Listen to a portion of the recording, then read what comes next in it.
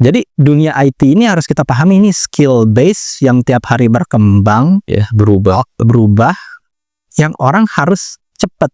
Lawmaker tuh nggak bisa lambat kayak zaman dulu. Sekarang Indonesia punya 0 aturan terkait AI. Bagaimana mahasiswa-mahasiswi yang menjadi korban pelecehan digital, wajah mereka ditempelkan dalam foto tak senonoh, video porno menggunakan AI. Pasal apa yang mau kita pakai? Kampusnya melindungi atas nama baik kampus, ya kan? Kita nggak bisa melindungi perempuan-perempuan itu. Prakteknya, sayangnya, ya saya harus sampaikan, kalau nggak viral, nggak no justice, nggak dikerjain, nggak viral dulu, nggak dapat keadilan, iya. No viral, no justice. Jadi Yang lebih banyak sekarang ini yang dilakukan oleh cyber Polri misalnya. ya itu melakukan dalam tanda kutip pembuntutan digital terhadap kawan-kawan aktivis, Kelompok-kelompok kritis. kritis tuh kan, itu mereka dibuntuti secara digital. Sehingga ya seperti yang tadi kita diskusi selama ini, bahwa tujuan dari undang-undang ITE-nya nggak tercapai. Tujuan undang-undang ITE kan bukan untuk melakukan pengawasan yang ketat terhadap pikiran ataupun kritik terhadap isu-isu publik, tapi untuk melindungi transaksi kita di dalam bahasa digital. Seharusnya lindungi dong, kita buat dong regulasi, aturan teknis. Kalau UMKM kita yang menggunakan sosial media dan masih banyak celah-celah jadi tipu dan lain-lain, mereka mengadu, melapor, diproses. Maksudnya itu Harusnya yang begitu-begitu yang dilindungi dalam undang-undang ITE kita, bukan nangkepin pikiran kritis itu.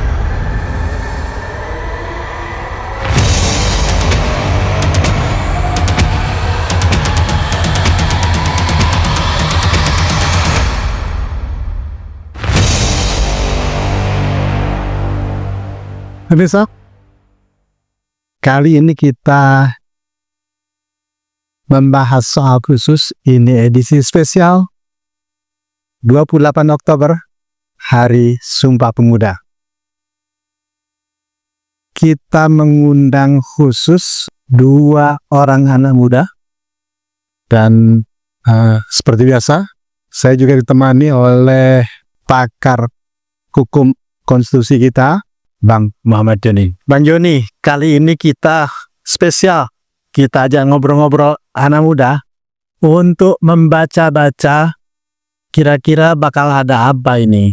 Ini Hari Pemuda, ya dong. Menurut Bang Joni, apa sih kira-kira tantangan sebelum kita konfirmasi ke anak-anak muda ini?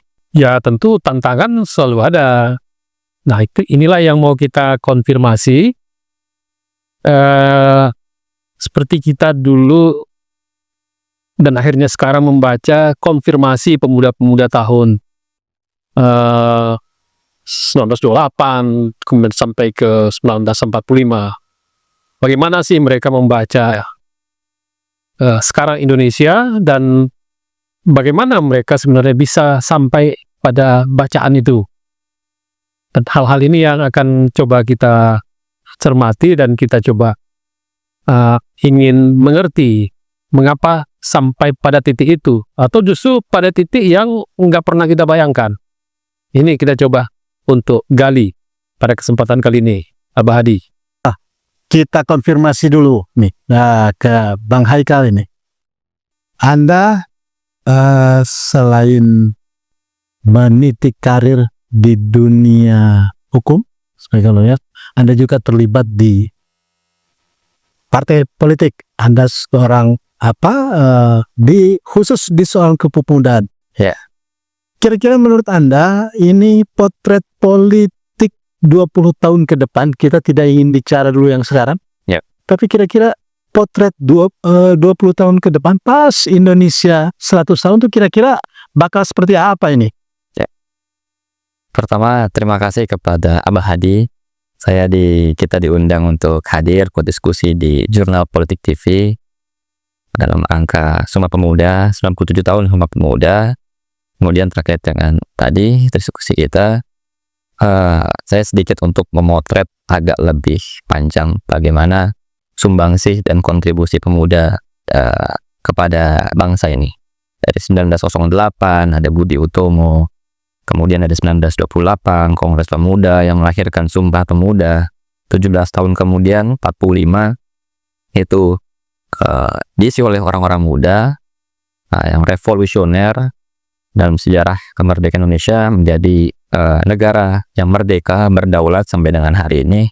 45 sampai dengan 66 itu juga ada kritik terhadap anak-anak muda yang tadinya melakukan gerakan dan menjadi pemerintah, dikritik juga oleh anak-anak mudanya tahun 66 74 ada Malari, itu juga kritik juga dari anak-anak muda, gerakan dari anak-anak muda terhadap senior-seniornya yang 66 dan 45, sisa 45, 66, 74, kemudian 80 akhir, 90-an awal, kemudian sampai dengan 98 juga anak-anak muda, orang-orang muda yang melakukan gerakan kontribusi dan sumbangsinya kepada bangsa ini. Kita reformasi sistem tata negara dan sistem politik. 98, kemudian ada 2005, 2019, gerakan reformasi di korupsi. Itu bisa diklaim sebagai gerakan yang secara jumlah massa lebih banyak, lebih besar dibanding reformasi 98. Terus kemudian dan aksi-aksi sampai dengan yang terakhir juga kita masih ingat dalam benak kita. Artinya saya mau bilang bahwa sebetulnya tanah ini tidak pernah bisa dilepaskan dari sumbangsi mudanya.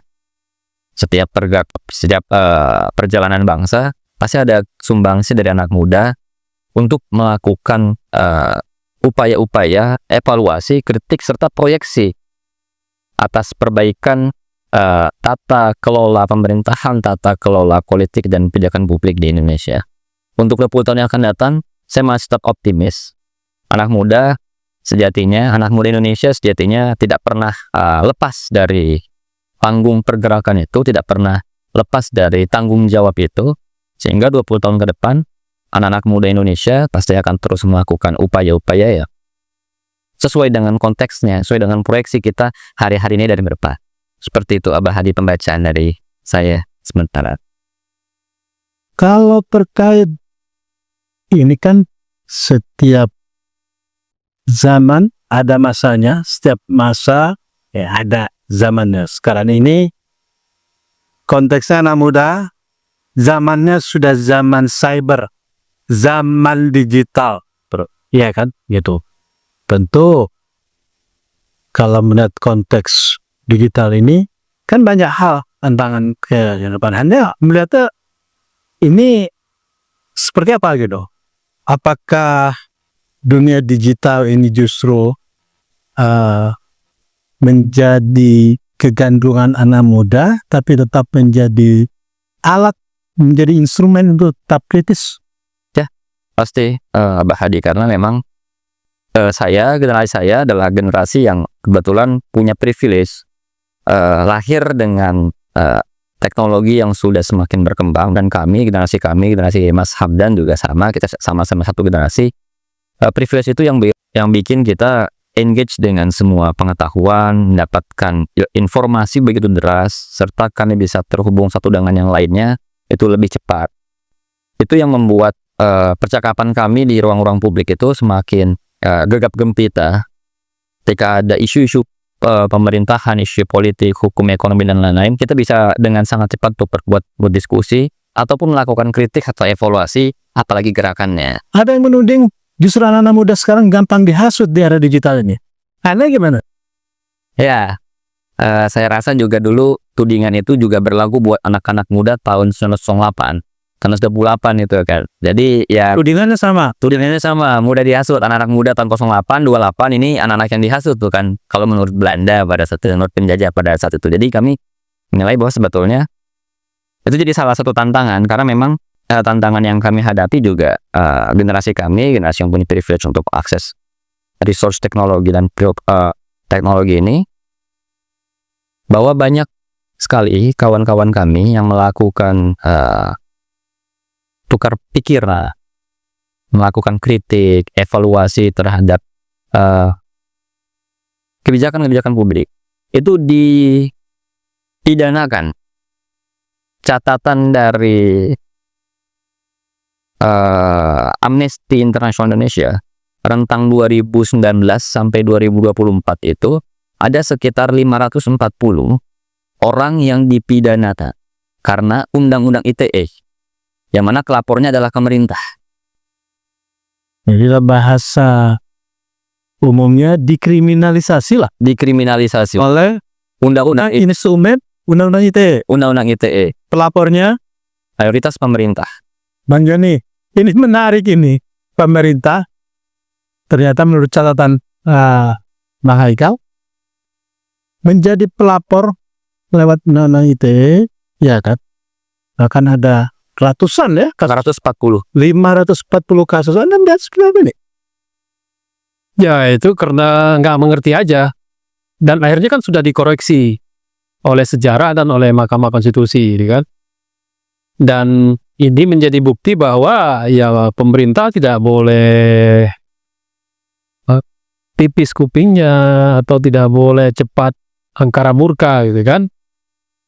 Nah, tapi saya mau tanya ke Hamdan nih. Hamdan, kenapa sebenarnya atau maksud daripada teknologi itu apa sih sebenarnya?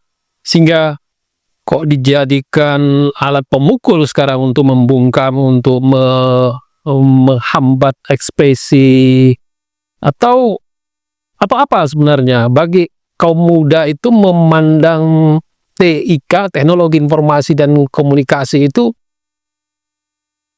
barang apa ini? Apakah dia barang yang larinya cepat seperti WOS atau barang yang ada aspek baunya juga gitu? Ya, sebenarnya sih sederhana aja ya.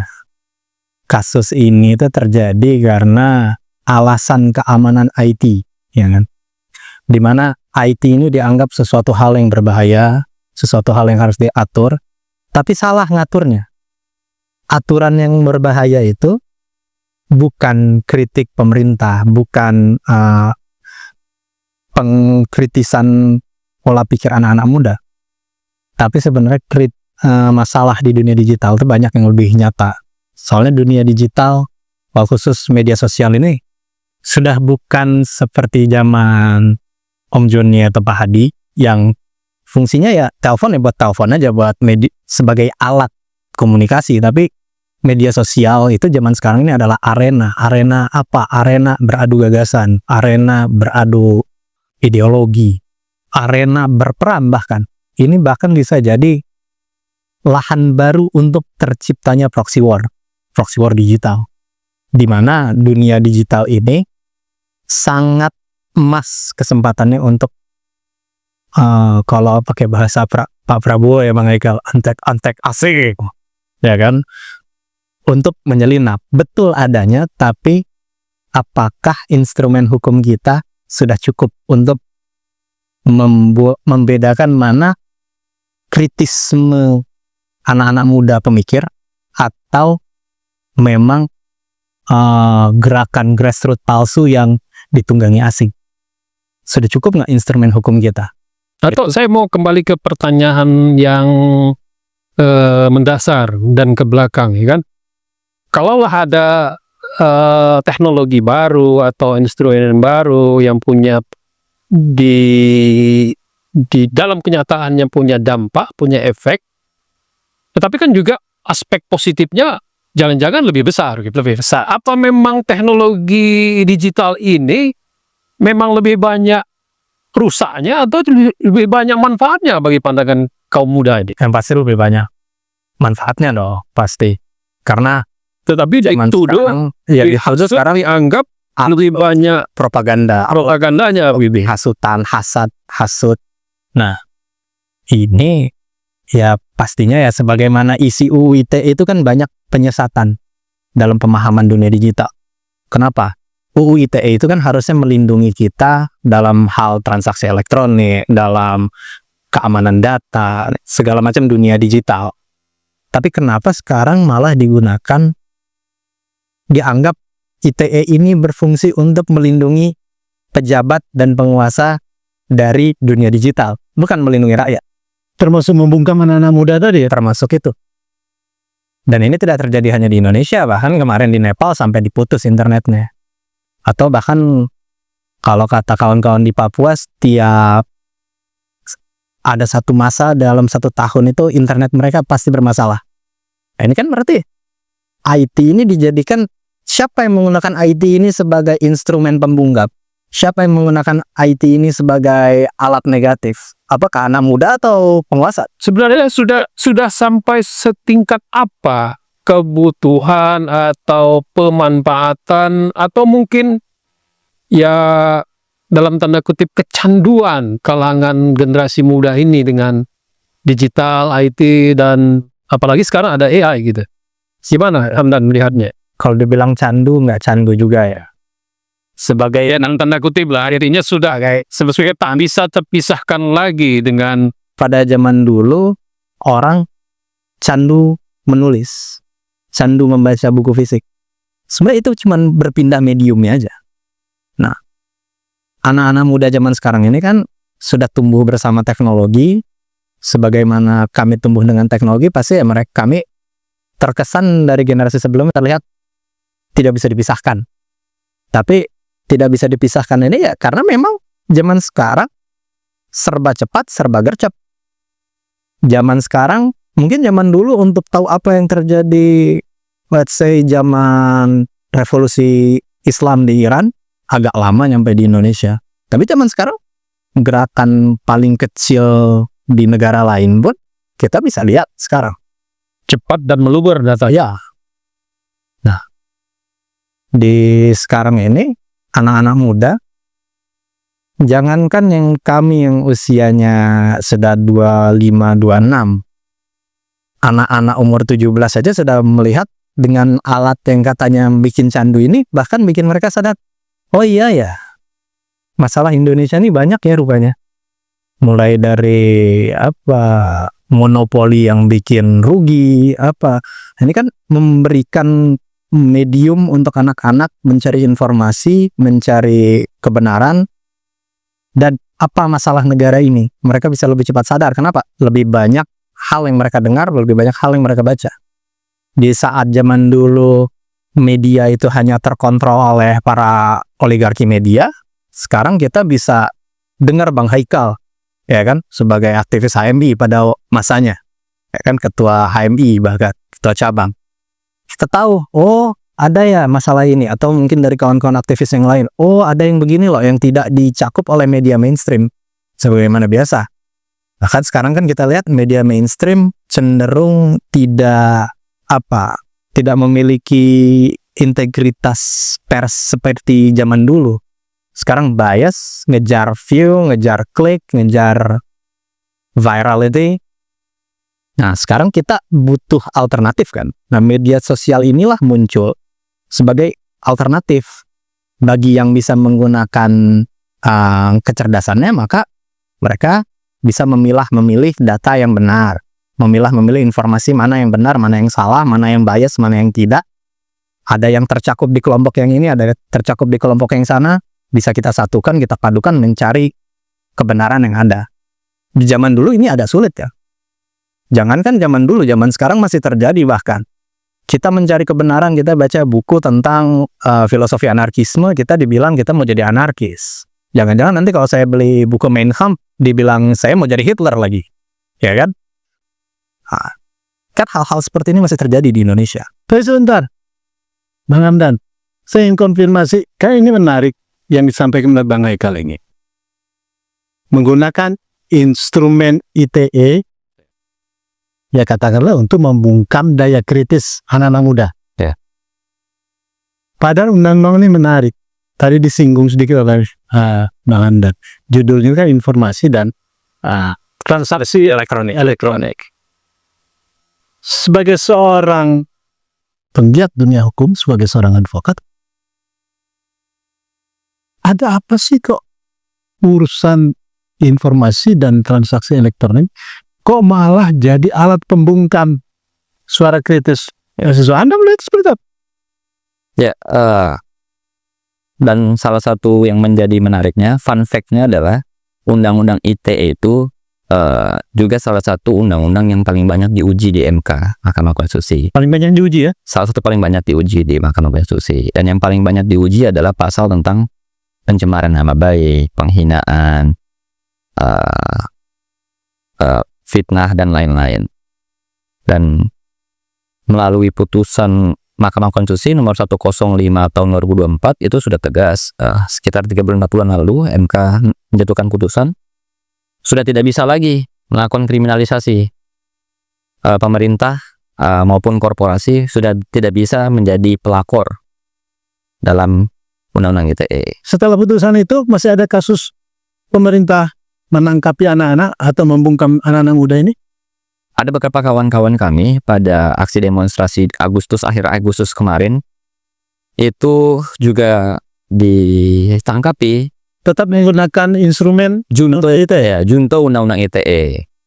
Jadi tetap dilakukan praktek-praktek seperti itu. Inilah yang menjadi sebetulnya kritik juga untuk pelaku penegak hukum, karena berdasarkan riset dari Universitas Sakti tahun 2019 itu risetnya adalah menemukan bahwa dari sekian ribu putusan Mahkamah Konstitusi yang dipatuhi oleh adresatnya pemerintah dan DPR sebagai membentuk undang-undang itu hanya 63%, 64%. Nah, kawan-kawan kami yang ditangkapi dengan Undang-Undang ITE yang hari ini akhir Agustus kemarin itu adalah bukti nyata bahwa riset tersebut benar dan pemerintah tidak melaksanakan putusan Mahkamah Konstitusi. Dan itu yang menjadi miris kita hari ini. dan dalam kasus-kasus itu sebenarnya tidak ada hubungannya dengan transaksi elektronik ya. Tidak ada hubungan dengan elektronik. Nah, Anda tadi menyebut ini undang-undang sesat juga gitu. Maksud Anda sesat di mana gitu? Ya sesat dong, namanya transaksi elektronik. Tapi kok ngurusin pencemaran nama baik? Pencemaran nama baik kan sudah ada di KUHP. Kenapa harus dibikin pasal terpisah? Padahal kan ini perkara mediumnya. Jadi mau pencemaran nama baik yang itu di kertas, di batu, di baterai bahkan mungkin, ya kan? Beda, terserah. Tapi pasalnya sudah ada. Kenapa harus dipisahkan? Harus masuk malah ke undang-undang transaksi elektronik. Ya kan? Kan itu lucu. Kan permasalahannya udah ada di KUHP sama pencemaran nama baik. Ya kan? Sebagai ahli hukum, ya kan? Udah ada kan, Bang Haikal? Udah. Nah, kenapa harus dipisah? Ini konondrum yang biasa terjadi, permasalahan yang biasa terjadi, perdebatan yang biasa terjadi dalam dunia IT. Jadi, kalau saya ini tanya, apa beda data fisik dengan data digital? Apa bedanya coba? Ya tidak ada bedanya. Gak ada bedanya kan? Hanya Mediumnya aja, isinya sama. Misal itu KTP, isinya KTP, NIK segala macam. Bedanya satu di medium digital, yang satu di dalam kertas atau di dalam formatnya saja. Iya, formatnya saja. Kenapa di Indonesia ini lucu? Yang harusnya undang-undang yang soal dunia digital, let's say ITE, yang harusnya melindungi dari penipuan, pemalsuan. Nah, kenapa malah jadi dipakai untuk pencemaran nama baik? Sudah ada undang-undang, ini hobi bikin double undang-undang, double pasal. Jadi nanti kalau pencemaran nama baik, Om Joni, apakah kita pakai KUHP pencemaran nama baik junto ITE gitu? Kan ini masalahnya sama, perbuatannya sama. Kenapa harus beda undang-undang gitu? Ya karena itu banyak sekali pengujian atas undang-undang itu, dan kemudian ada kesadaran berhukum yang baru, normanya kemudian dibatalkan oleh Mahkamah Konstitusi tentang apa namanya tadi yang pencemaran nama baik yang dianggap itu sebenarnya tidak menjadi tidak lagi boleh ditujukan atau dilaporkan oleh pemerintah dan institusi. Jadi kan dari kami sendiri yang bukan lawmaker lah, ya kan, bertanya-tanya apakah lawmaker ini ngerti nggak prinsip hukum itu sendiri? Kalau sampai bisa diteken dan diketok pasal yang sama dalam undang-undang yang berbeda, hanya mediumnya aja berganti medium. Padahal kalau kita lihat di KUHP kan sangat fleksibel itu. apapun mediumnya ya selama pencemaran nama baik ya sudah. Sebenarnya apa sih yang harus diatur? Apa sih yang menjadi tantangan untuk bangsa dan negara ini di era digital ini kira-kira apa? Ya, tantangannya ya sederhana sebenarnya. Kalau mau kita bikin regulasi dunia digital adalah hal-hal yang hanya bisa terjadi di dunia digital, penipuan via digital, atau lebih apalagi proxy war digital, ya kan? Proxy war digital itu termasuklah psychological operation say grassroots, ya kan? Akar rumput palsu, ya kan? Ini kan mulai banyak sebenarnya kita rasakan. Ada kelompok yang tidak disukai, kemudian kita buat di media sosial campaign dengan hashtag tertentu, seakan-akan grassroots ini, oh ini sangat membenci kelompok ini loh. Lalu ternyata kalau kita datang, kita survei ke kelompok-kelompok akar rumput yang ada, ternyata ini nggak ada, ini cuma ada di medsos. Ini kan harusnya hal begini yang diregulasi pemerintah. Bukan soal anak muda bikin meme soal pejabat, marah. Memang ada di situ dalam digital proxy war namanya mimetic, ya kan? Itu adalah perang menggunakan meme, ya kan, untuk menjatuhkan beberapa kelompok.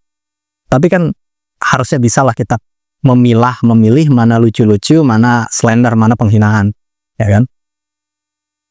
Dan itu juga harusnya bukan undang-undangnya urusan pencemaran nama baik, tapi perkara dasarnya dulu.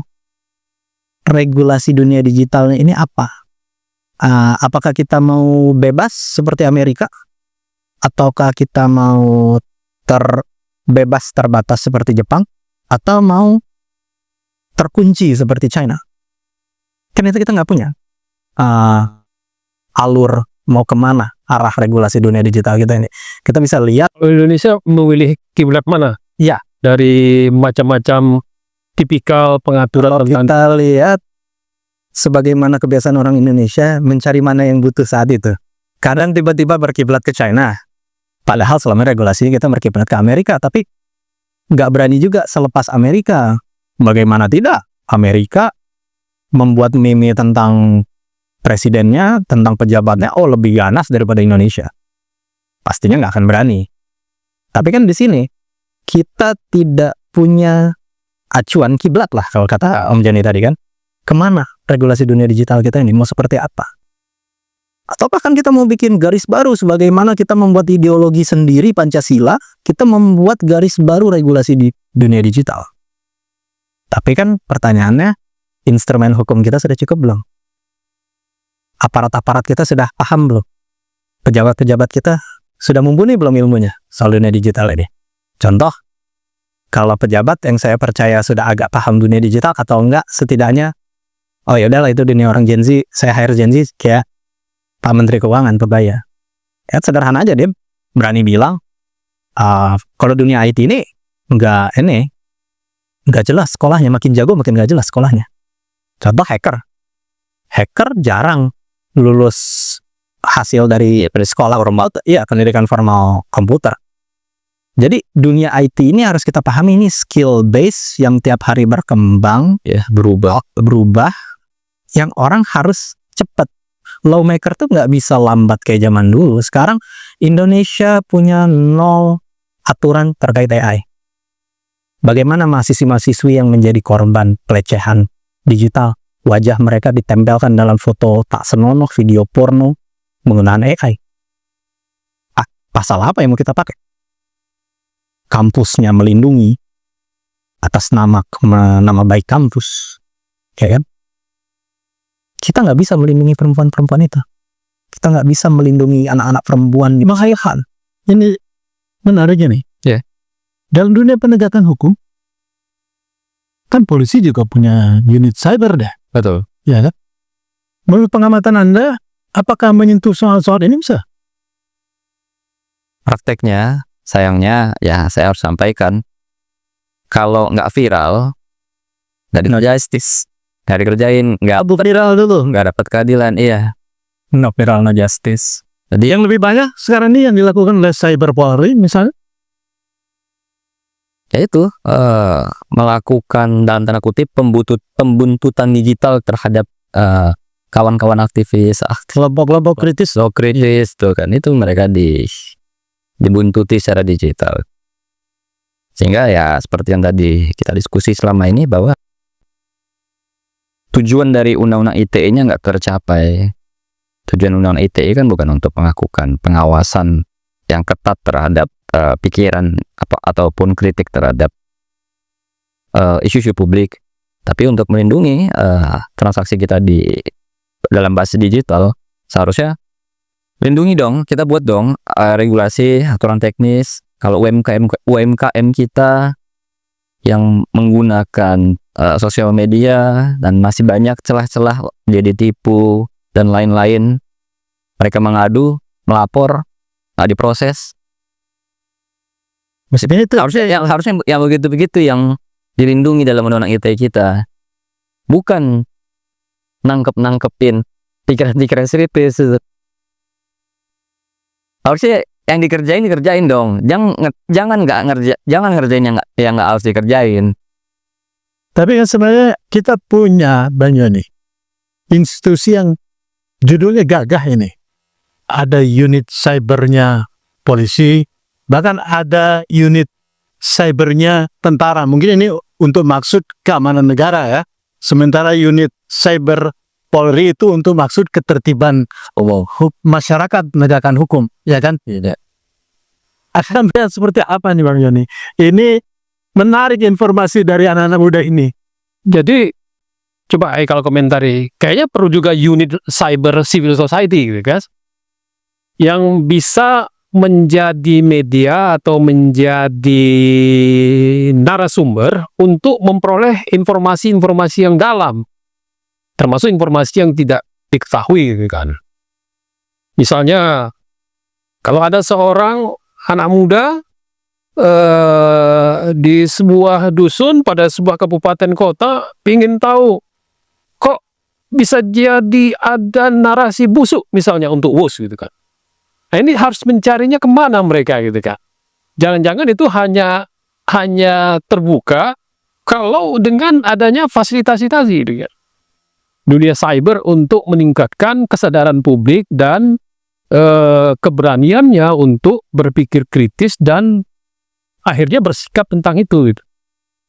Butuh tidak hal itu sekarang bagi anak muda, ya dalam singkat kata untuk menghindari kesenjangan digital dan mencegah gagapnya mereka terhadap digital itu sendiri maupun dunia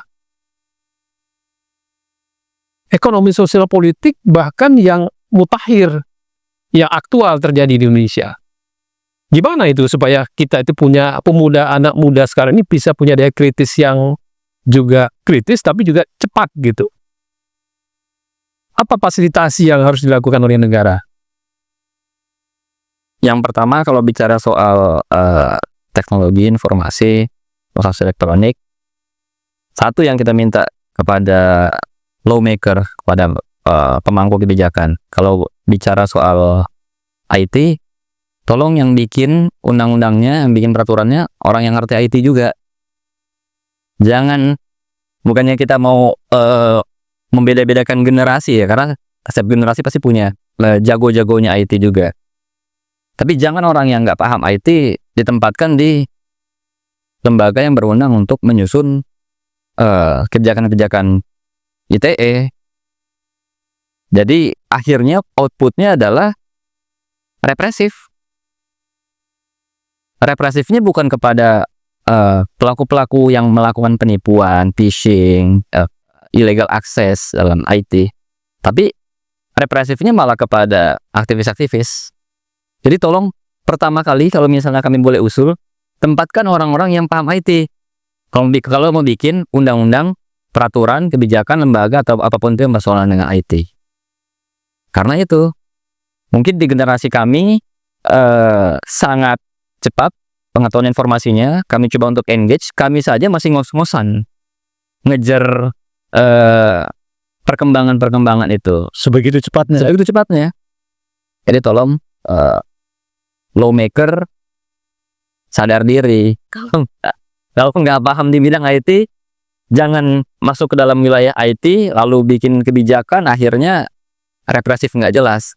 Dan hari ini sudah terbukti putusan MK 105/2024 adalah bukti bahwa evaluasi dari Mahkamah Konstitusi terhadap praktek penyelenggaraan IT di Indonesia, khususnya pemerintah, DPR selaku pembentuk undang-undang, itu teguran keras dari Mahkamah Konstitusi. Nah, gimana? Mungkin Pembuat hukum harus ngerti, jangan pura-pura ngerti gitu. Nah, pendekatan ini ya dari yang dikatakan Bang Haikal tadi, betul. Bukan cuma ngerti IT tapi digital native. Jadi orang yang terbiasa dan sudah hidup berdampingan di dunia digital. Jadi ibaratnya kan nggak mungkin orang Belanda pada zaman kolonial dulu bisa membuat aturan yang mengerti bagaimana kultur budaya Indonesia yang berbagai macam suku dan bangsa. Nah, dunia digital pun sama. Jadi jangan menggunakan perspektif kaum tua, ya kan, yang tidak native secara digital. Kepada kami yang digital native, kami tahu mana yang budaya kami begini, ini normal, ini lumrah, ini nggak bisa dimaafkan, yang ini bahaya, yang ini nggak benar. Kami yang ngerti, bukan merendahkan, tapi ya memang karena kami digital native, ya ada living law dalam kami setiap hari menggunakan sosial media.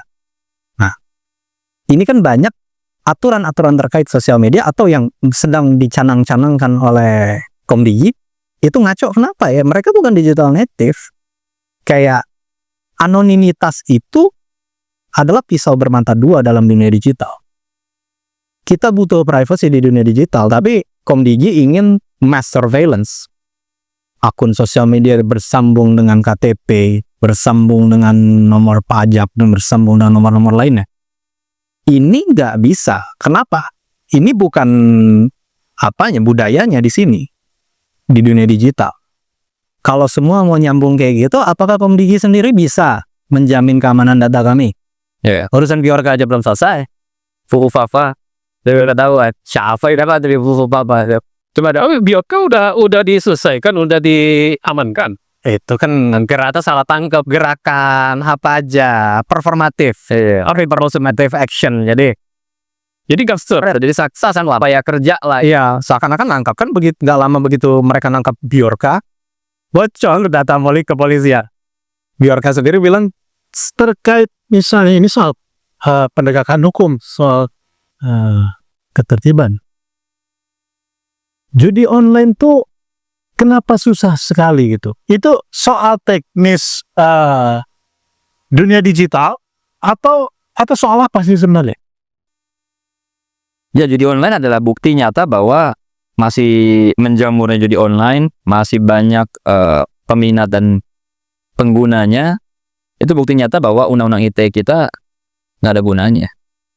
dan willingness dari pemerintah, aparat menegakkan hukum kemana? Secara teknis sebenarnya susah nggak sih berantas judi online? Nggak ada susahnya. Kalau semua stakeholder mau bekerja sama dan serius memberantasnya, nggak ada susah. Kenapa? Sekarang akses per detik ini semua orang bisa dilihat oleh operatornya masing-masing. Kalau yang pakai Telkomsel bisa dilihat di Grapari, yang pakai Indosat bisa dilihat di senternya sendiri, XL bisa dilihat di senternya sendiri. Maksudnya dilihat tuh via data. Jadi sekarang kan akibat pencetusan Kominfo beberapa tahun yang lalu kan nomor SIM HP tersambung dengan KTP. Otomatis nomor IP dan nomor HP kita itu kan terconnect dengan data kita. Maka bisa dilihat seorang Haikal Virzuni, Bang Haikal ini per detik ini sedang buka apa di internet. itu bisa dilihat ya? Ya bisa secara teknis, walaupun tidak detail apa yang dia buka ini, tapi domainnya sendiri bisa terlihat. Apa, lagi buka apa, arah kemana, nomor IP apa. Termasuk kalau saya main judi online itu sebenarnya bisa Ya bisa aja secara teknis. Tapi kan itu sendiri kenapa tidak dibuka oleh para operator? Sebenarnya mereka menjalankan aturan yang belum ada di Indonesia tapi sudah menjadi budaya. Ini lagi budaya digital, ya kan? Budaya digital di mana operator, provider itu menjaga privacy. Bahwa mereka secara teknis, secara sistem ya memang pasti harus terbaca dong orang kita connect dengan jaringan mereka.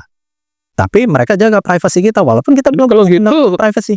operator itu membiarkan judi online itu juga dong. Nggak bisa dibilang begitu juga. Kenapa? Ya, karena mereka tahu tapi tidak melaporkan Tidak ada perintah dari fakta yang pemerintah. terjadi. Tidak, itu pisau bermata dua. Pemerintah tidak memberikan perintah untuk membuka siapapun yang akses judi online. Kalau ada perintah seperti itu boleh aja. Jadi ada aturan. Kita harus kita perintahkan supaya memerintahkan operator. Iya. Jadi ada aturan khususnya sendiri yang mengoverride aturan privasi. Kenapa? Pada dasarnya operator harus menjaga privasi usernya. Kalau tidak, mereka akan menghadapi masalah hukum sendiri kan. Ya, kalau judi online kan sudah bukan masalah privasi lagi. Di situ kan, Nah di situ kan ada unsur kejahatan. Contoh judi online, pornografi, ya kan. Nah jadi secara teknis itu bisa ditangani. bisa, tapi instrumen hukumnya dulu. Mau apa enggak? Iya. Berani apa enggak? Berikan dulu mereka operator justifikasi atas pembukaan data ini. Artinya kan mereka kalau sudah diberi justifikasi secara teknis mereka bisa bikin filter. Jadi IP-IP yang terdeteksi berhubungan dengan judi online, pornografi, ya udah jadi ketika ada yang akses headcon, misal, ya kan kode merah, tak, dah, catat aja udah tinggal. Ini nomor-nomornya, ini data penggunanya, silakan cek. Itu pun harus cross check. Kenapa? Indonesia serba palsu. Data dalam ijazah bisa palsu, data dalam SIM card bisa palsu, data dalam minuman dan makanan bisa palsu. Jadi aparat harus lagi melakukan cross check. Apakah betul pengguna nomor ini yang terdaftar atas nama ini betul menggunakan HP ini untuk mengakses program ini. Itu mungkin fungsi penyelidikan ya. Betul. Sebelum sampai ke penyidikan ya. Betul. Dan itu harus dilakukan polisi sebenarnya. Harus sudah bisa terima jadi gitu. Kenapa? Namanya dunia digital ini tidak bisa kita hilangkan ngakalin. Let's say kalau besok Om Digi mensahkan aturan akun media sosial harus tersambung dengan KTP. Emang mereka siapa bisa mendorong Mark Zuckerberg untuk melakukan hal itu? Kalau Mark bilang loss bisnis gua dari Meta, WhatsApp, Instagram, Facebook itu lebih buruk kalau gua nurutin aturan negaranya, ya udah. Secara teknis tidak ada servis Meta, yaitu Facebook, WhatsApp, dan Instagram di Indonesia. Tapi karena ini dunia digital yang berhubungan secara internasional, ya nggak tahu saya kok bisa. Sama seperti Iran kan secara teknis melarang media sosial. Tapi kan nyatanya orang Iran semua, bahkan Ayatollah Khamenei punya akun Twitter gitu loh. Ya kan? Ya, itu kan secara teknis dilarang di negara, tapi kan ini Kalau kita menembus border. bercermin ke belakang tahun 28, di sana ada serangan dari imperialisme, kapitalisme, kemudian muncul perlawanan, nasionalisme, kemudian negara-negara kemudian menjadi negara yang merdeka, ya kan? Kalau setting itu kita bawa ke sekarang, dan saat itu kemudian muncul Sumpah Pemuda, kira-kira di zaman digital ini kan sebenarnya ada dalam tanda kutip imperialisme dan kapitalisme juga dalam dunia digital. Dalam industri maupun perusahaan-perusahaan digital. Kalau itu tesis yang valid, kira-kira sumpah apa yang akan kalian lakukan? Analog dengan Sumpah Pemuda. Berikan yang lebih filosofis. Ya, atau saya mau konfirmasi dulu lebih di awal. Apakah memang benar bahwa dalam dunia digital, dalam perusahaan TIK sekarang ini memang adalah refleksi daripada imperialisme dan kapitalisme dalam dunia yang seperti ini? Kalau bicara itu dunia digital ya memang darah urat nadinya adalah kapitalisme. Kenapa? Tetapi jiwanya itu jangan salah, belum tentu kapitalisme. Darahnya itu kapitalisme. Kenapa? Di dalam nadinya ini kan aplikasi-aplikasi ini mencari uang. Tapi dalam jiwa penggunanya bisa jadi sosialisme. Kalau begitu ya sebagai industri, sebagai kapital dalam bidang itu tentu dia kan berkepentingan untuk turut eksis dan survive. Ya.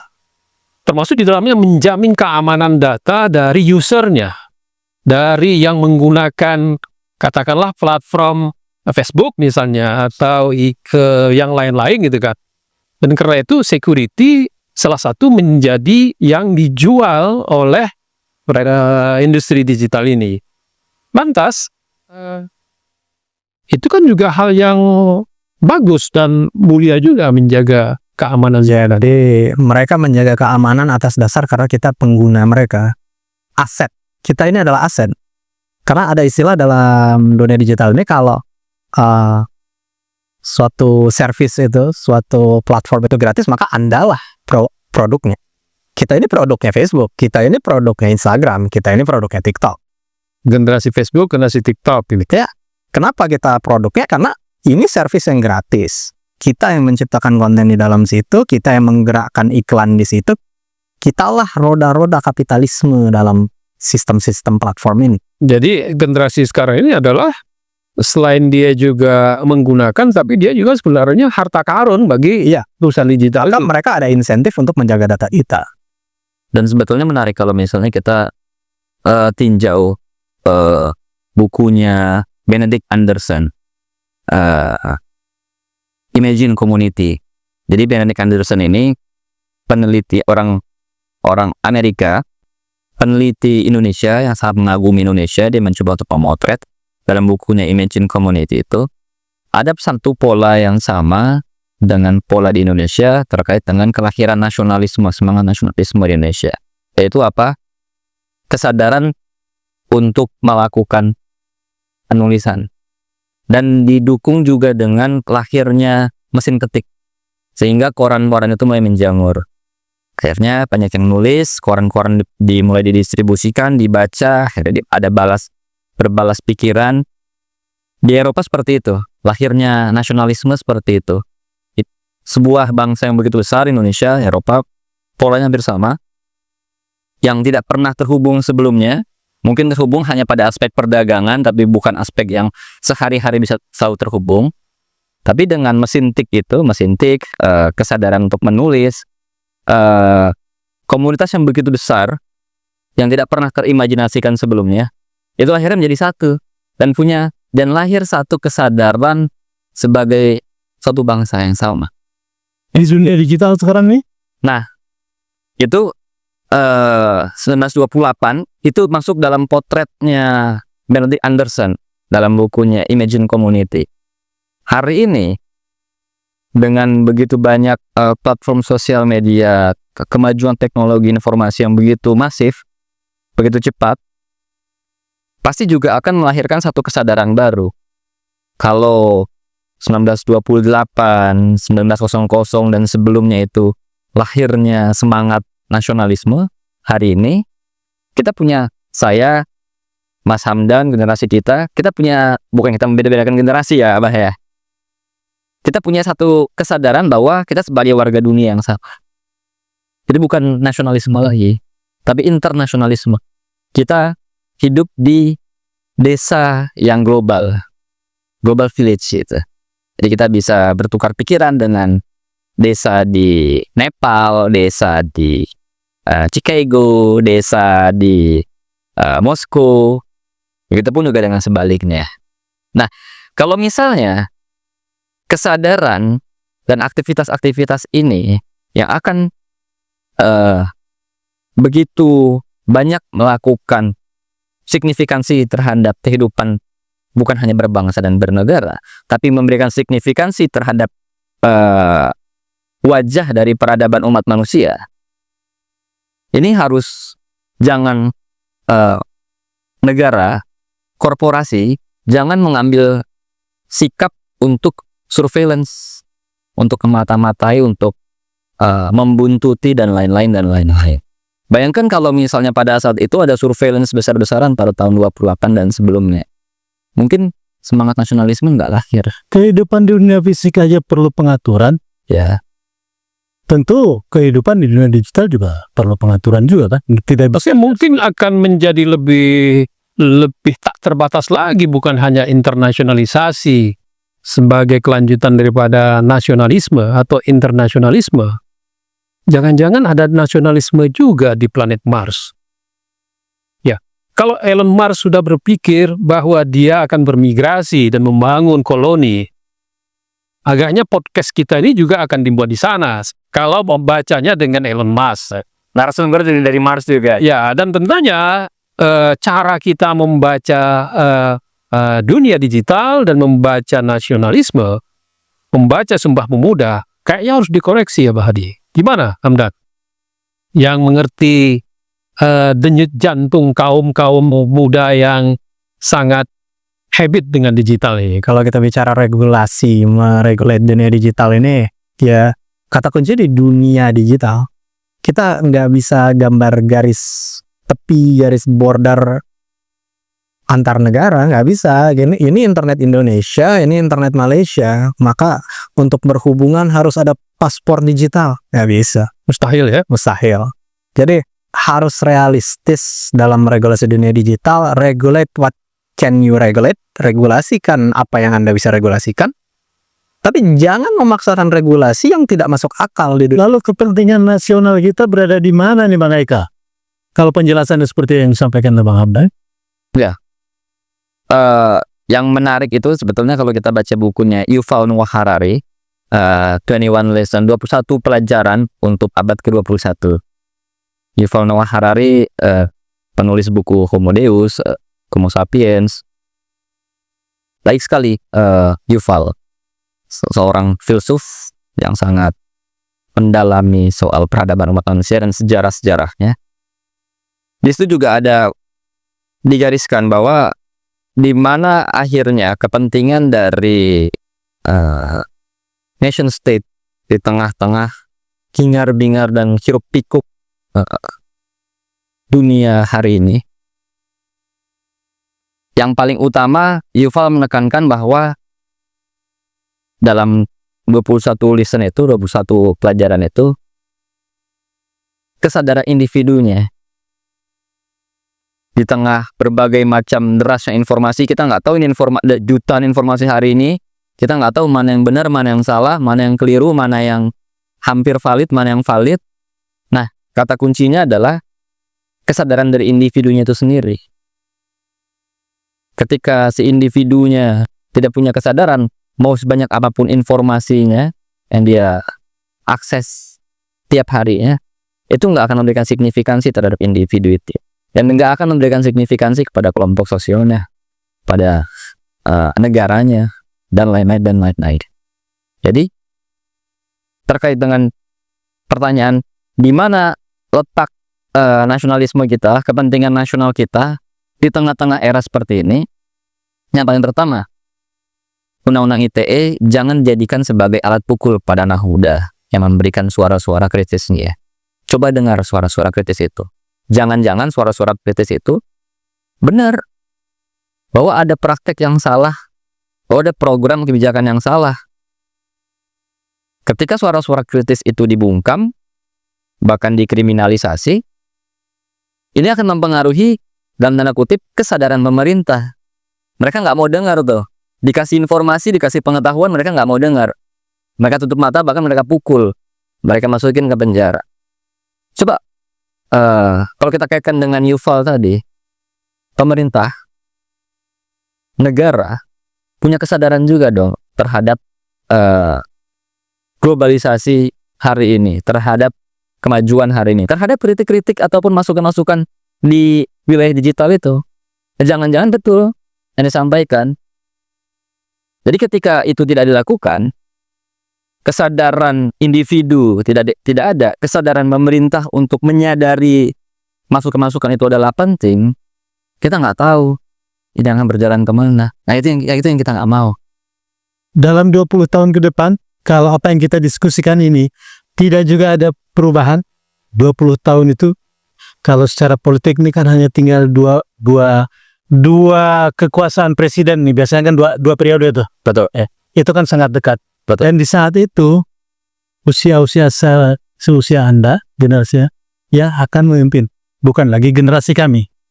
Kira-kira kehidupan seperti apa yang akan Anda jalankan jika ini semua tidak berubah sekarang? Saya tidak bisa bayangkan ya, kalau kita nggak berubah, kita nggak berbenah 20 tahun kemudian seperti apa. Semoga ya terus berbenah, dan saya terus mendorong Mas Hamdan, teman-teman yang lain, meskipun dikriminalisasi oleh instrumen hukum yang ada, ya terus lakukan itu, karena para founding fathers kita juga melakukan itu. Sampai dengan hari ini, pasca demonstrasi Agustus kemarin itu, ada 874 orang tersangka di seluruh Polres Polda se-Indonesia. Nah, itu kita harus refleksi. Momentum 97 tahun Sumpah Pemuda dan konteks kekinian dunia digital hari ini adalah refleksi yang sangat baik yang dilakukan oleh Abah Hadi, Pak Joni, Mas Hamdan, dan podcast kita hari ini. Jadi kalau ini menjadi sebuah pertanyaan ringkas, dunia digital, teknologi informasi dan komunikasi, bahkan IE, itu bagi demokrasi, bagi penegakan hukum, dan bagi kemanusiaan, bahkan bagi Pancasila, katakanlah begitu, ini kabar baik atau kabar buruk, Hamdan? Ya, harusnya kabar baik sih. Seharusnya dioptimalisasikan, atau justru ini menjadi sebuah ketakutan bagi yang berpuasa, bagi yang... Harusnya kebenaran tidak menjadi sesuatu yang ditakuti oleh penguasa. Dan itu semakin terbuka akses kebenaran dengan digital. Ya, sebagaimana kata Pak Prabowo, adalah negara yang besar. Besar ini bukan hanya makna spiritual, tapi makna geografis. Kita negara yang besar.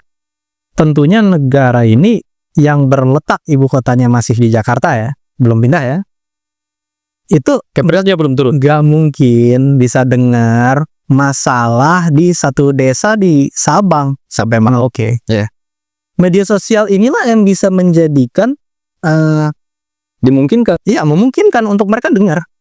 Contoh aja, saya berangan-angan walaupun pro kontra, tapi rakyat Jawa Barat yang sudah sedikit-sedikit merekam, Kang Dede, ini ada masalah ini, sesepele apapun, itu saya senang ngeliat kayak gitu. Kenapa? Karena rakyat sudah mulai merasa, oh, gue bisa nih, nggak harus selewat birokrasi yang kelumat, gue bisa lapor langsung. Ini loh masalah yang gue rasain sebagai rakyat lo. Bisa nggak bantu cari solusinya? Jadi sekarang kita balik alur birokrasi itu. Contoh di Jawa Barat ya, kita lapor gubernur dulu, baru turun ke wali kota atau bupati, baru turun ke camat. Ada yang menyebut bahwa kesadaran digital bisa memangkas birokrasi gitu. Ya, bisa sangat mempermudah birokrasi, meringankan, tapi harus dijalankan dengan tepat. Kalau memang nggak punya dan nggak sanggup bikin platformnya, pakai platform yang ada. Jangan sibuk bikin aplikasi. Kita punya mungkin udah ribuan kali ya aplikasi yang Tidak terkonek semuanya, rusak semua. Kalau di zaman saya itu di Medan terjadi aksi buruh Medan tahun berapa tuh ya? Tahun 90 ya Allah. Kemudian 2 jam kemudian udah sampai tuh informasinya tuh ke ujung dunia sana, ke ILO segala macam nih. Mungkin sekarang Bisa dalam detik itu juga. dalam detik ini satu kasus kekerasan terhadap anak katakanlah di Langkat, itu pada saat yang sama bisa diketahui di kantor pendidik. Ya, gitu bisa sampai Swedia langsung dalam detik yang sama. Dan pada saat yang sama, persoalan lingkungan di Indonesia itu jangan anggap hanya monopoli urusan di dalam negeri, tapi dia akan menjadi refleksi, menjadi advokasi, bahkan menjadi gerakan perlindungan di seluruh dunia. Mempunyai etik lingkungan yang sama dan masif bahkan lagi. Harusnya kesalahan-kesalahan para penguasa di dunia ini menjadi saling mempelajari, saling introspeksi diri. Oh iya ya, kita sesama negara tropis, negara yang penuh hutan, cuma kita belajar sama negara yang itu, kok itu bagus masih hutannya, kok yang ini kita rusak, kan bisa gitu. Atau oh kita jangan kayak negara itu, rusak semua hutannya, padahal kita iklimnya sama, kan itu bisa jadi bahan. Menarik soal kesadaran digital ini. Saya baca di media sosial, bahkan Tentara Nasional Indonesia pun mulai tumbuh kesadarannya lewat unit cybernya, merekrut Soal tenaga-tenaga yang soal itu saya pernah dapat selembarannya, rekrutmennya. Sudah bagus insentifnya bikin divisi cyber. Tapi ada satu mungkin saran ya kepada bapak-bapak TNI yang sedang membangun divisi cyber ini. Dunia digital ini seperti tadi saya bilang juga, sekolahnya nggak aja. Kita skill base ini adalah dunia yang berbasis skill. Jadi tolong daripada mematok, oh Anda harus jurusan ilmu komputer, buka aja. Sebagaimana di Amerika CIA itu tidak matok jurusan, tapi dites. Jadi kalau Anda memang sudah sadar apa masalah dunia digital ini, apa yang TNI harus lakukan dalam melindungi ketahanan negara dalam dunia digital ini, harusnya Anda sudah ada bayangan, maka ciptakan tes. Dan terserah buka saja kolam rekrutmennya, uji dengan tes itu. biasanya nggak harus Jangan lulusan ilmu kompetensi komputer sekolah, ya. jangan kompetensi kertas, tapi adalah kompetensi skill yang nyata, yang applicable, yang itu bisa dipelajari semua. Jadi jangan sampai karena kita terpaku dengan lulusan ilmu komputer, bukan merendahkan ilmu komputer, tapi kan bisa aja ada yang tidak dapat kesempatan kuliah. Dia hanya lulusan SMA, tapi ternyata jago komputer, mungkin jago hacking, mungkin jago programming, who knows? Siapa yang tahu? Ya, selain soal kemampuan digital tadi, juga kan problemnya adalah kesenjangan digital. Kesenjangan. Ya, ada fakir dalam hal ehwal digital ini kan. Dan karena itu sebenarnya juga diperlukan kebijakan pemerintah yang membuka seluas-luasnya agar kesenjangan digital itu menjadi diminimalisir, bahkan menjadi tidak ada. Dan oleh karena itu ya jangan jual mahal, jangan pula ini dijadikan komersial produk atau barang-barang yang semestinya ini kan untuk kepentingan publik ya kan. Kan ini kan sebenarnya adalah bagian daripada untuk demokratisasi, check and balances, pendidikan, kesadaran bersama untuk membangun sebuah sumpah baru kita menghadapi Indonesia bahkan dunia, bahkan lebih dari itu kehidupan yang lebih manusiawi dan berkepentingan kepada kemajuan bersama. Dan itu adalah beyond domestik gitu. Gimana Anda melihat ini selain kebutuhan orang yang skillful tentang ini, tapi juga negara harus memberi insentif dan affirmative action untuk bisa memberantas kesenjangan. Sebenarnya selagi dalam membangun infrastruktur ke mereka, bisa disiapkan dulu mentalitas mereka. Mentalitas yang senang kebenaran, senang mencari, senang belajar. Itu harus diciptakan dulu. Kenapa? Karena itu nggak harus studi banding juga dong ya. Ya kayak Rintah, Universitas Syarida nggak perlu studi banding kan. Privilege digital aja ya. Ketika privilege ini sudah menjadi lumrah, oh internet di negara gua gratis, internet di negara gua dari sampai pelosok masih kencang. Ada tercipta kerusakan juga di situ, di mana merasa oh ya udah ini adalah sesuatu hal yang biasa, ya digunakan saja untuk happy aja, nggak perlu untuk mendalami. Iya, ini ya udah fasilitas negara, whatever lah, ya udah. Saya nggak peduli apa, nggak saya gunakan untuk apa. Saya tetap dalam bubble saya sendiri. Saya tetap dalam pola pikir saya. Saya tidak mau berinteraksi dengan orang yang tidak sepahaman dengan saya. Saya tidak mau menciptakan ruang-ruang diskusi. Tapi saya hanya akan berkolaborasi bersama orang-orang yang sepemikiran. Itu yang menciptakan ekstremisme dalam dunia digital. Jadi orang yang berpikir, oh ya saya nggak suka suku ini di Indonesia. Oh ya, oh kamu juga, ngumpul-ngumpul, kita ngumpul. Itu nanti lama-lama akan terkondensasi jadi suatu hal gerakan yang ekstrim.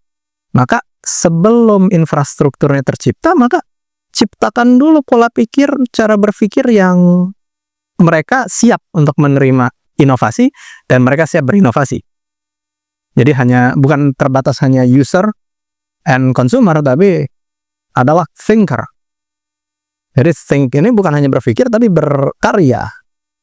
Karyanya ini bisa dalam berbagai hal, tidak harus konten, tapi apakah membangun grup-grup discussion atau apa, ya membangun lah intinya. Satu pertanyaan yang mungkin dari saya yang terakhir, tapi sangat penting dan belum kita sentuh adalah bagaimana perlindungan data digital atau data pribadi yang kecenderungannya justru bisa dikapitalisasi menjadi satu data dipergunakan untuk sesuatu yang justru tanpa seizin, bahkan melanggar hak privasi daripada data pemilik data itu.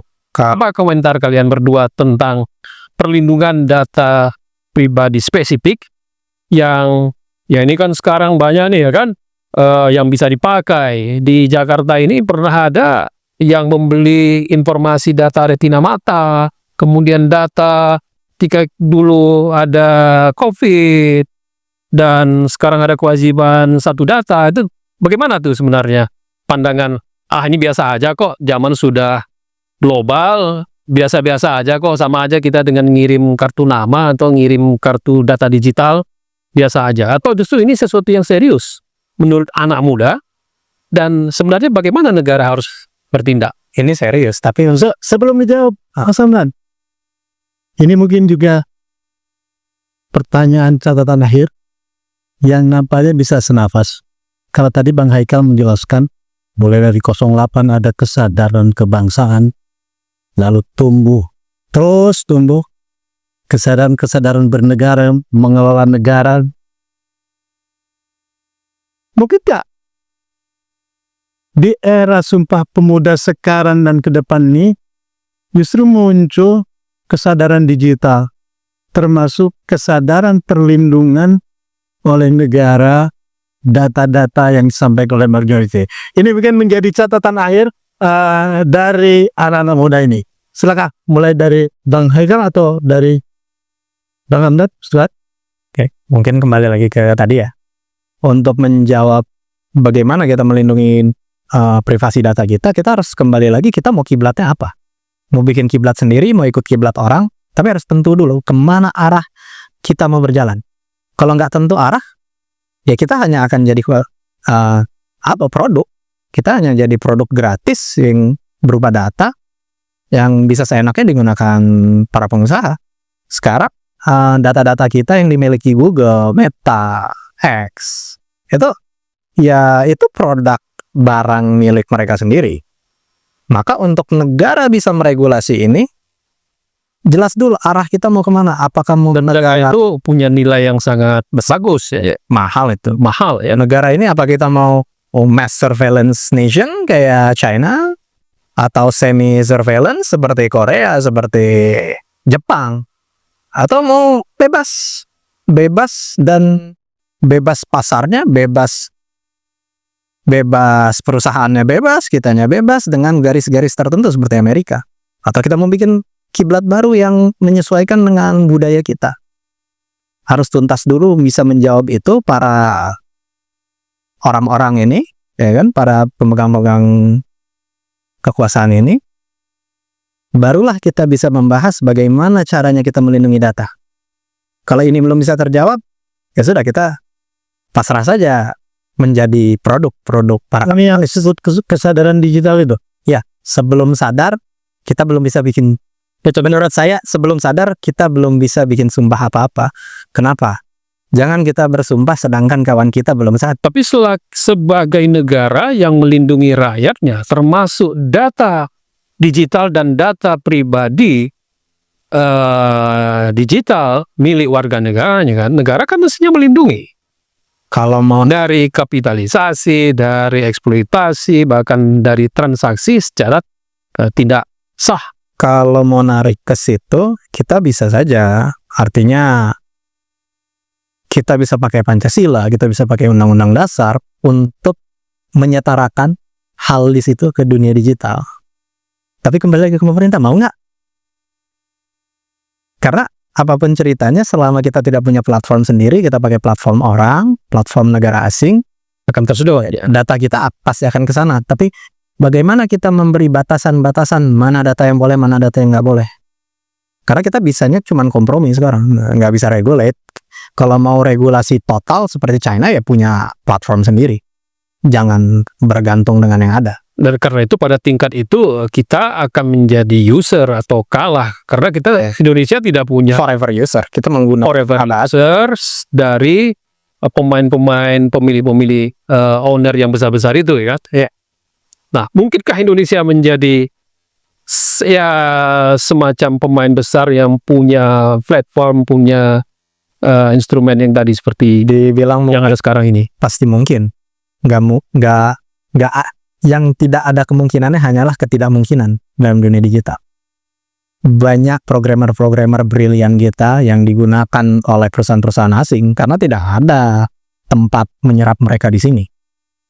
Nah, kalau ada kapitalnya mereka kenapa tidak? Cita-cita dulu yang katanya mau bikin Silicon Valley di Indonesia itu bukan mimpi yang mustahil sebenarnya dengan mindset dan pemerintahan yang serius. Mustahil atau dimustahilkan oleh pihak-pihak yang tidak menginginkan Indonesia dikdaya dalam dunia digital. Ini kembali seperti masalah kontemporer, masalah minyak, ya kan? Apakah kita mau mandiri minyak atau nggak mau mandiri minyak? Ya, sampai sekarang kita belum bisa mandiri minyak. Kita mau mandiri platform digital atau enggak? Kan itu kita harus bisa jawab. Nah, ini masalahnya yang minyak aja belum bisa jawab, kita migas belum bisa jawab. Gimana mau jawab yang dunia digital? Anda pesimis, kalau Hegel gimana nih? Itu yang pertanyaan yang belum dijawab pemerintah ya. Ya. Kita mau mandiri, berdaulat dalam dunia digital, atau ikut menjadi pelanggan terus ya.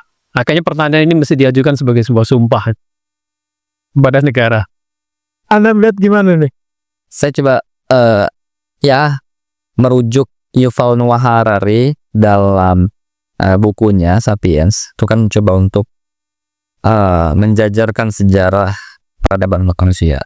Kalau versinya Yuval, dalam pembacaan Yuval itu kan dulu ratusan ribu jutaan tahun yang lalu ada dua jenis makhluk hidup, namanya Sapiens sama Neanderthal. Ini kalau dalam teori evolusi Darwin tuh Sapiens seperti seakan-akan seperti monyet lalu berevolusi menjadi manusia. Ada dua makhluk hidup di jutaan tahun yang lalu di alam bumi yang bukan seperti hari ini. Pada kesimpulannya, Sapiens ini lolos seleksi alam. Neanderthal nggak lolos seleksi alam. Begitu dipelajari kenapa Neanderthal, Sapiens ini akhirnya menjadi cikal bakal manusia hari ini. Versinya Yuval Noah Harari. Kenapa Neanderthal nggak bisa seperti Sapiens yang lolos seleksi alam dan berevolusi sampai dengan hari ini? Dia tidak lolos seleksi alam. Karena Neanderthal tidak memiliki kemampuan untuk berbahasa. Dan dia tidak punya kemampuan untuk berkelompok. Dua modal dasar inilah yang menyelamatkan Sapiens, bukan hanya menyelamatkan, tapi juga lolos seleksi alam, bahkan berevolusi sampai dengan hari ini. Neanderthal enggak.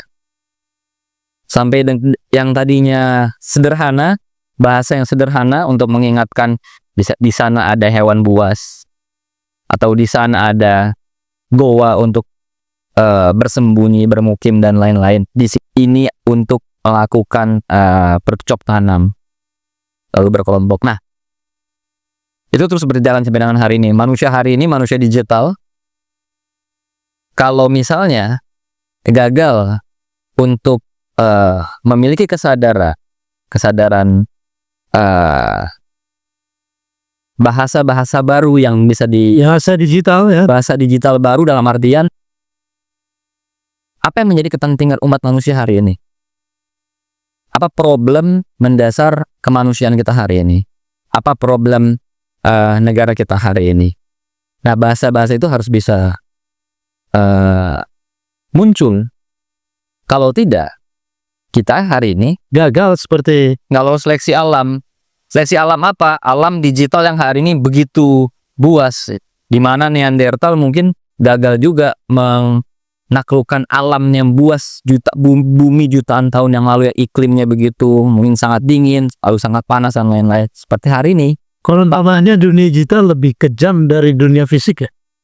Jadi kalau gitu istilahnya ini adalah survival of digitals. Nah, jadi survival of the fittest on digitals. Baik, terima kasih Bang Haikal, Siap. Bang Hamdan, Terima kasih kembali. terutama rekan sejawat Bang Joni. Ya, lagi restrukturisasi. Jadi bukan mus saja yang mau direstrukturisasi. Ini Mudah-mudahan bangsa ini, terutama generasi seusia narasumber kita hari ini, memang bisa selamat dalam perjalanan buasnya dunia digital ini, survival digital. ya, dan Indonesia harus survive dalam era digital yang ganas, tapi juga mengharukan. Karena itu kita harus bisa memperkuat diri dalam dunia digital dan tidak menjadi korban daripada digital itu sendiri. Baik pemirsa, nantikan telah menarik lainnya hanya di Jurnal Politik TV. Media merdeka, mencerdaskan bangsa. Billahi taufiq wal hidayah. Wassalamualaikum warahmatullahi wabarakatuh. Waalaikumsalam.